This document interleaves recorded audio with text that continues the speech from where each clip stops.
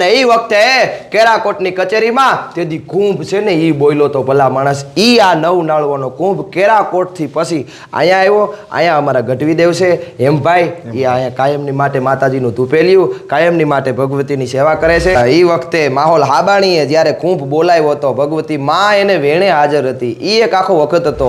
ઇતિહાસો ને પઢા રસો ને जिसको गाया, तलवारों की शाहों ने जिसको दुलराया, वही कलम का धनी ज्ञान का कारण हूं मैं, चारण हूं मैं, चारण हूं मैं. ઈ તો નાના નાના બાળ બોલાવે, પાછું એનું અભિમાન ઉરમાં લાવે. હે જોગમાયા, હે માં પ્રસન્નતા, માં આજ તારો બાળ મુશ્કેલીમાં છે. હે ભગવતી, અને જાણે તંદ્રામાં વયો ગયો હોય માહોલ હાબાણી.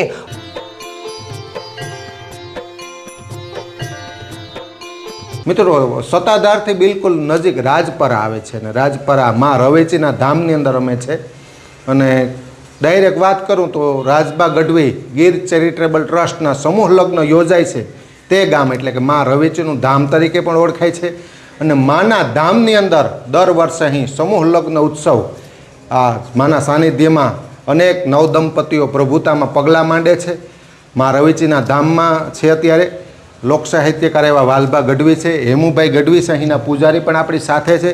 લોકોને અહીંની ઐતિહાસિક માહિતી આપવી છે એટલે વાલભા તમામ માહિતી તો આપશે, પણ માની કૃપા હોય છે. માની અસીમ કૃપાથી આજુબાજુને એમ કહે કે તમામ સત્કાર્યો થતા હોય છે. કેવળ માની કૃપા કોઈ પણ વ્યક્તિને, સમાજને મા તો એક નિમિત્ત બનાવતી હોય છે.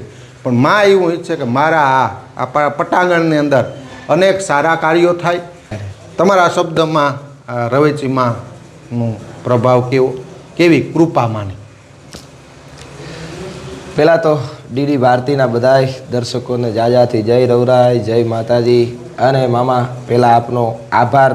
આમ તો આપણો મામા ભાણેજનો સંબંધ છે એટલે આભાર તો વિશેષ કહેવાય. પણ ડીડી ભારતી થ્રુ તમે જે દર્શકોને બતાવો છો, જે આ જૂના થડા છે, જે જોગમાયાના જાગતા થડા છે, આજ તો આવો 21મી સદી છે અત્યારે, કદાચ કોઈને એવું નોય ઠેકાણા જડતા હોય એવું થતું હોય કદાચ, પણ અત્યારે પણ માં તમને ભરોહો હોય હૈયાના ભાવથી જો કરો હાંકલો તો ઢીંગલો ચીથરા તણો ધૂણે, હજી પણ ભરોહો હોય તો માં આજ પણ આપણને હોકારા દેવા માટે તૈયાર છે. પણ આપણો ભરોહો પાકો હોવો જોઈએ. એટલે અમારી બધાનું આસ્થાનું કેન્દ્ર, અને અમે જ્યાં નમી જાય છીએ અમે જોઈ તો અમને હૈયામાં હાવ મોજના ઉમળકા છૂટી જાય છે એવી જાગતી જોત.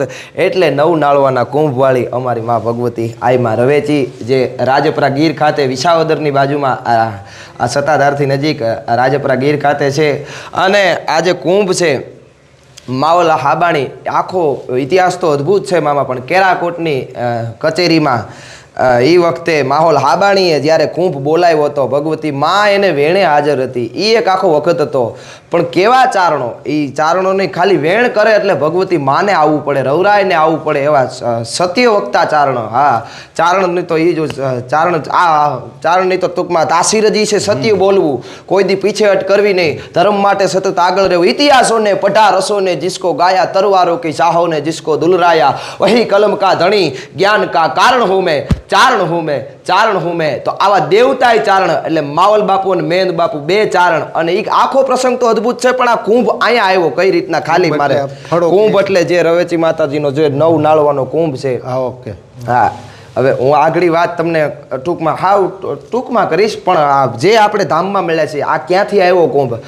કેરાકોટની કચેરીમાં એ વખતે, અને એ એક આખો વખત હતો ને એ વખતે બાળવાણ ભાટ નામનો ટૂંકમાં તંત્રવિદ્યા એટલી એ જાણનાર 56 પૂતળા પોતે જીતી આવે ને પોતા અહંકારમાં મદમાં પોતે છે કે હું 56 પૂતળા જીતીને આવું છું ને મારી સામે કોણ આવે, મારી સામે કોની તાકાત છે કે રહી શકે, મારી સામે કોણ આવે, અભિમાનમાં પોતે આવી ગયો. પણ એને માં પ્રસન્ન હતી, પણ એને કીધું હતું કે આ જગ્યાએ ન જાતો ને આવું બધું પણ ભૂલી ગયો.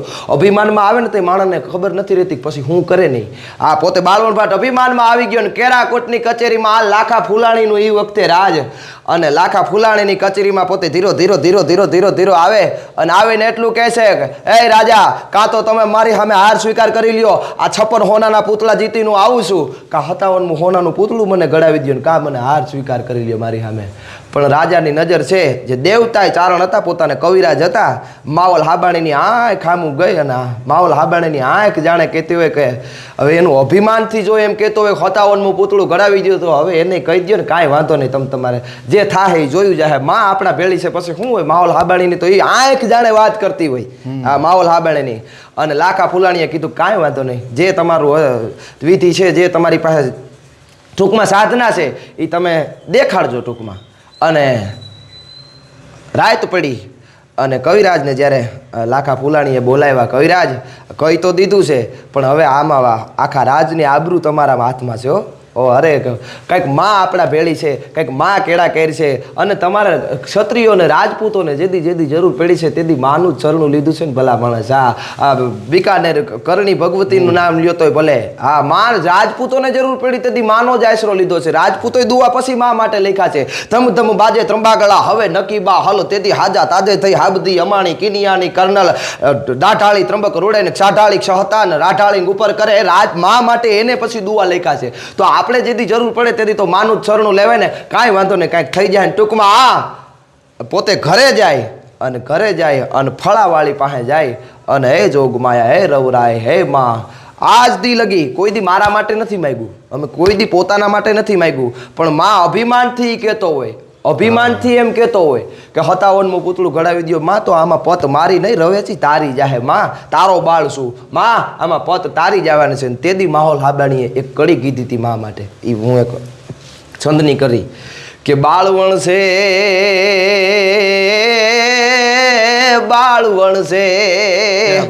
એ મહાબળિયો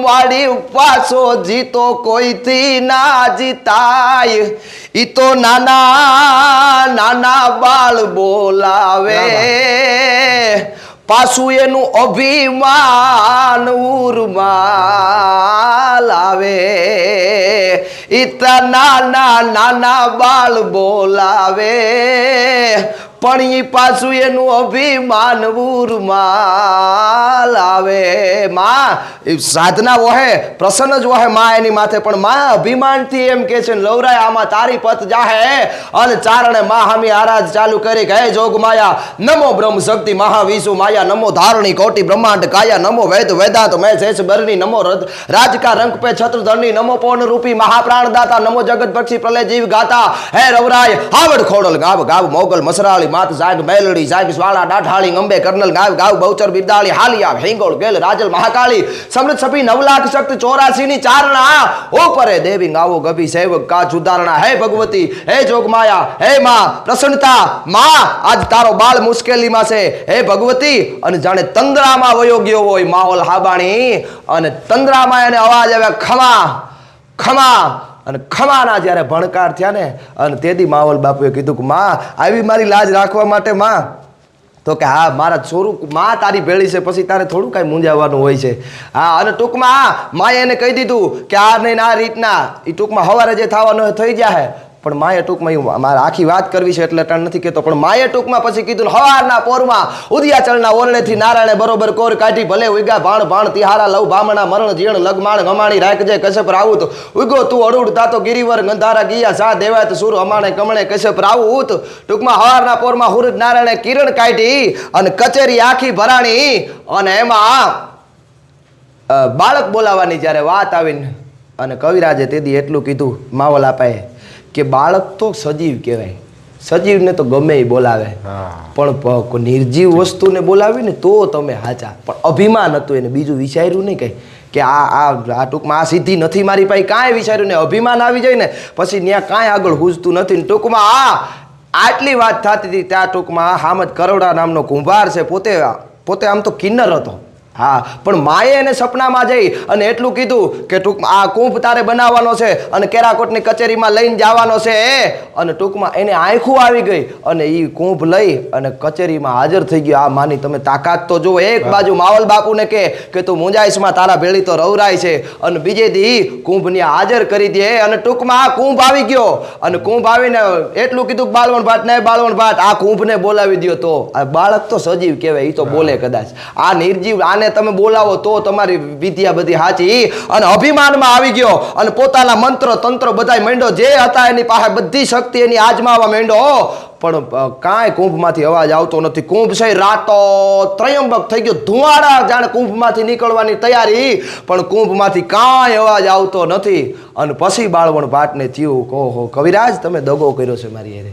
તો કે કાં? તો કે સજીવ બાળક તો સજીવ કહેવાય તો બધાય બોલાવે. હવે હું નથી આ બોલાવતો, તમે તો બોલાવી દો. એ માએ એ વખતે માદળે આપેલું, રવેચી માએ. અને ટૂંકમાં એ માદળ હતું, માદળ એટલે વાજિંત્ર આવે. હા. અને ટૂંકમાં માવલ બાપુ એટલું કીધું, કાંઈ વાંધો નહીં, તમે ન બોલાવે તો હું બોલાવી દઉં. આપણી વાત તો એ જ હતી ને. તો કે હા. અને ટૂંકમાં ભગવતીનું આરાધના ચાલુ કર્યું. હે જોગમાયા હે રવરાય, આકાશ પાતાળ તુધાર ગંબર નાગ સુરા નર પાઈ નમે દિગપાળ દિગંબર ગાંઠી ડુંગર જાતિહી સાયર તેણ સમે નવનાથ ગને નર ચોહટ નારિયા હાથ પ્રસારીએ તેણ હરિ રવરાય રવેચીએ જગ પ્રવેચીએ વકળ વેચીએ ઈશ્વરી વેદે વંચાણી પઠે પુરાણી ક્રોડ વિનાણી કિનિયાણી કે કામ કમાણી યક કહાણી જય સુરરાણી જગજાણી ભાખે બ્રહ્માણી તુમન બાળી નવિરલ વાણી હુદંડા રવરાય રવેચી મોહમાં નેચી ચાળક નેચી ચામુંડા. અને એ વખતે કેરાકોટની કચેરીમાં તેથી કુંભ છે ને એ બોલ્યો તો ભલા માણસ. ઈ આ નવ નાળવાનો કુંભ કેરાકોટથી પછી અહીંયા આવ્યો. અહીંયા અમારા ગઢવીદેવ છે હેમભાઈ, એ અહીંયા કાયમની માટે માતાજીનું ધૂપેલિયું, કાયમની માટે ભગવતીની સેવા કરે છે. એવા અમારા હેમભાઈ ગઢવીદેવ. આ હતો માતાજીના કુંભનો ઇતિહાસ. આનો આ માતાજીની કૃપાથી અહીંયા મેળાવડો, આ સંતો રૂપે મેળાવડો કીધું, આઈમાં રૂપી. આનો એક જ શબ્દ મૂળ છે વાલબા. અહીંની કૃપાથી લગભગ આ ચોથો સમૂહ લગ્ન ઉત્સવ રાજબા ઉજવે. આ જગ્યાની પસંદગીનું માની કૃપા કે માના સાનિધ્યમાં જ રાજભાઈએ વિચાર્યું કે થાય તો સારું. એની વાત કરો થોડી. માવલ બાપુ એ વખતે આખી વાત તો જબરી છે, પણ એ વખતે જંગ માંડેલો ને એ વખતે સમૂહ લગ્ન કરેલા ને એના કેટલાય વર્ષ, આ માવલને માંડવે તમે કંકોત્રી જોશો તો એમાં પણ હશે, પણ એના વર્ષો પછી એ જ પરંપરામાં રાજભાઈએ ભગવતીમાં રવેચીના સાનિધ્યમાં આ ચોથો સમૂહ લગ્નોત્સવ 3 વર્ષ કર્યા. અને આજ આ ચોથો સમૂહ લગ્નોત્સવ ભગવતીની કૃપા તો જોવો, એ એક આખો એ માવલ બાપુ માથે કૃપા, આખો એક વરહદી જંગ આવેલો તો એ સમૂહ લગ્નોત્સવ આ એ વખતે.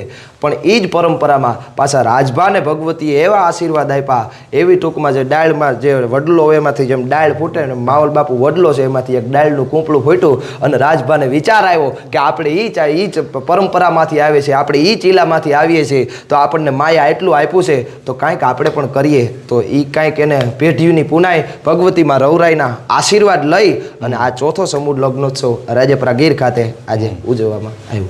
વાહ, હવે એ ઇતિહાસ આની સાથે જોડાયેલો છે. બરોબર.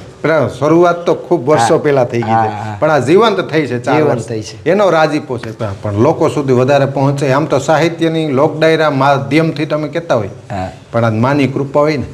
જયતી જયતી જગ માત જયતી કારણ સબ કરની, જયતી ભરણ ભંડાર જયતી તારણ સબ તરની, જયતી બુદ્ધિ ગુરુદેવ દત્ત વાયક વરદાય, જયતી આદિ અનાદિ પિંડ બ્રહ્માંડ ઉપાય. આખું જે એમ કહે કે બ્રહ્માંડનો ગોળો છે એનું સર્જન કરે છે, એવા માના સાનિધ્યમાં મળ્યા વાલબા.